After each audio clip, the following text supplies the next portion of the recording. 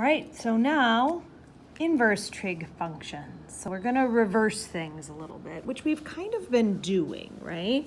So we know our unit circle so well that when I say what angle has a cosine of root 3 over 2, you're like, a 30-degree angle has a cosine of root 3 over 2. If I'm like, what other angle, because we have to do all the angles on the circle, also has a cosine of root 3 over 2, you're like, oh, a 330. So there's two angles that have cosines of root 3 over 2. A little bit tougher is, can we name two angles that have tangents of root 3? Tangents of root 3. Doesn't a 60-degree angle have a tangent of root 3? Yeah.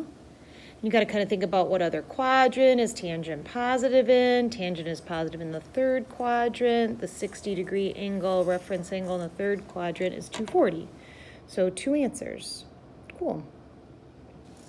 When is cosecant undefined? Well, cosecant is going to be undefined because cosecant, right, is 1 over sine. So cosecant's going to be undefined wherever sine is 0.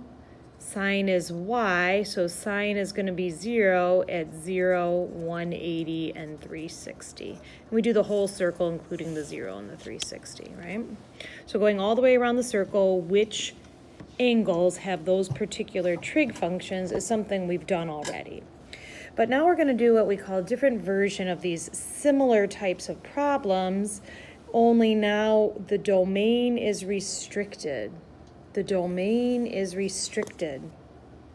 So what that means is for different angles, or different trig functions, so for cosine, secant, and cotangent, we're only going to have whatever answer is between 0 and 180. So that means whatever answer is in the first or second quadrant. And then here, if the sine or cosecant or tangent, it's going to be restricted to between negative 90 and 90. That's actually the first and fourth quadrant. First and fourth.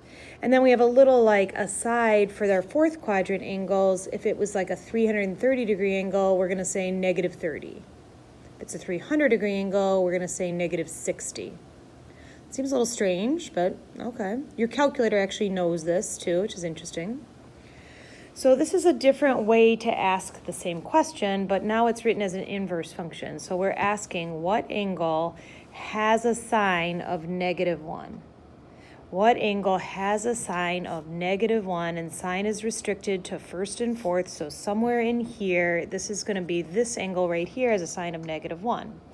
Normally we would say 270, but we're going to actually say negative 90. And if you check that on your calculator and do second sine negative 1, you're going to be saying, wow, it does say that. It says negative 90, not 270. Huh, okay. So now we have tan inverse of root 3 over 3. So we know that this is our 30-degree angle, right? And tangent is restricted to the first and fourth quadrant. It's only asking for the angle that has a tan of positive root 3 over 3. So it's just 30. Onwards we go. Cotan is undefined. So this is saying what angle, cotan is restricted to first and second. What angle has an undefined cotan, which is the same thing as basically saying what angle has a sine of 0. And this is actually just going to be a 0-degree angle. You might be like, oh, wouldn't it be 182? And then here's where I realize I have a little mistake here. I shouldn't have that less than or equal to. It should just be less than. So that's guarantees you only have one angle. So that's my fault. It should just have been less than. So 0 less than or equal to 180, less than or equal to x less than 180. Then we changed notations. It says arc cos of 1/2. That's the same thing as saying what angle has a cos of 1/2. Cosine is restricted, inverse cosine to the first and second quadrants. The angle that has a cosine of 1/2 in that area is 60 degrees. Arc sine of negative 1/2. So sine is restricted to first and fourth. We know that's 30-degree family, right? So the 30-degree family angle that would have a sine of negative 1/2 is 330, but again, we would answer as negative 30. And you might be like, what if I wrote 330 on the test? It would be like a minus a half type of thing, right? We would want the answer as negative 30.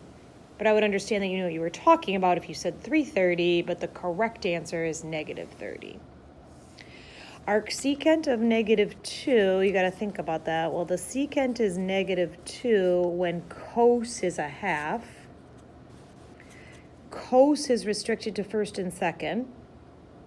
Coses are 1/2 in the 60-degree family. So the angle that has a cos of negative 1/2 is going to be 120 degrees.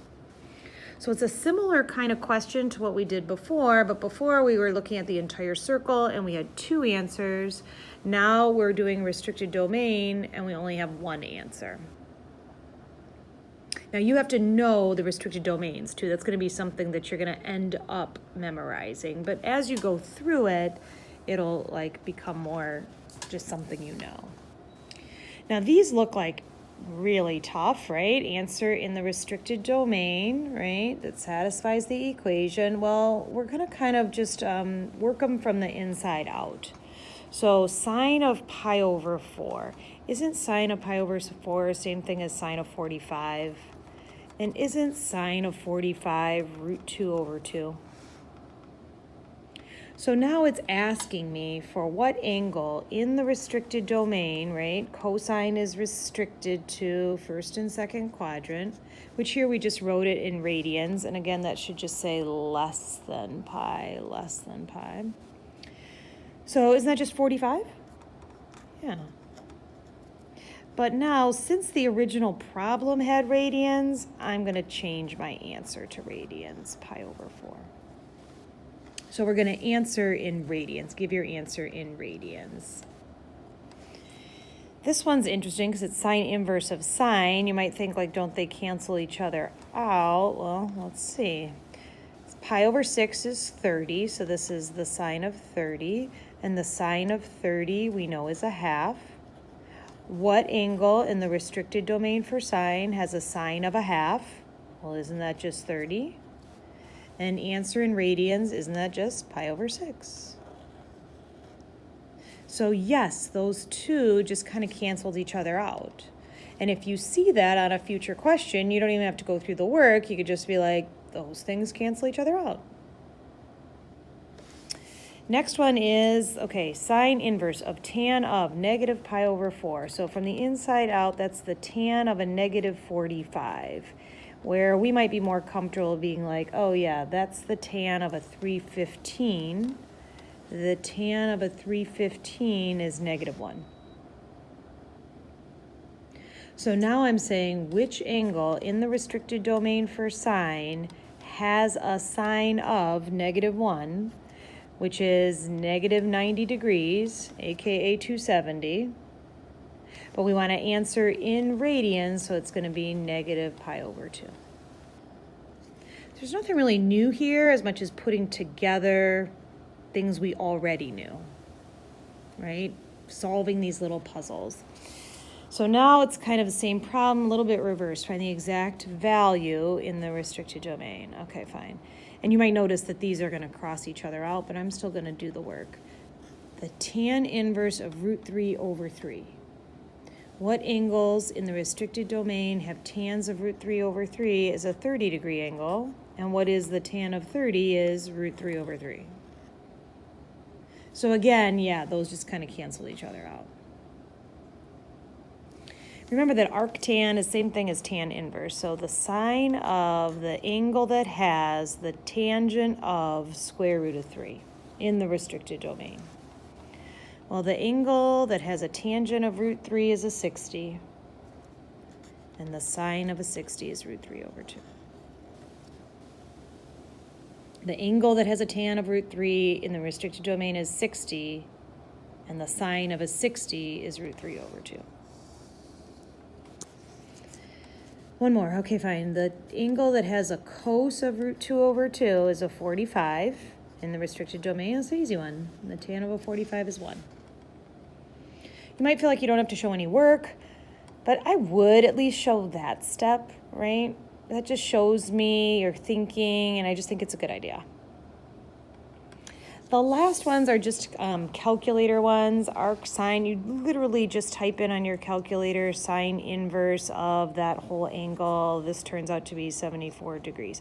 I don't have these questions on the test because we're not using calculators with sine, cosine, or tangent. So this is kind of redundant here. I can't write 74.13 degrees. Again, I'm just typing on the calculator second cos of that decimal, or second tan, 47.98. 47.98. But, oh, great rating there, yeah. But honestly, you don't have to worry about those because we don't have calculators with sine, cosine, or tangent. We're just kind of showing that the calculator knows these questions and knows the domain restrictions. So there you have it, inverse trig functions.